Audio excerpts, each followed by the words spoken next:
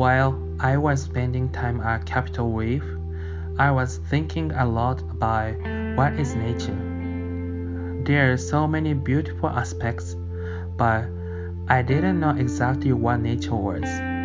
My answer to that question is that it is everything surrounding us.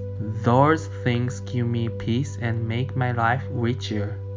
When I thought about it, I realized one more thing that made this experience richer. It is my friends. Going to Capitol Reef was a reflective experience for me because I was able to spend all of my time with nature.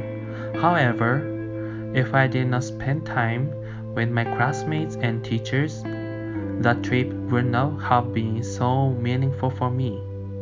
Before I went there, I thought nature only included environmental things like trees, flowers, rivers, mountains, and primates. But actually, it includes humankind too. My family, friends, and teachers are also part of nature.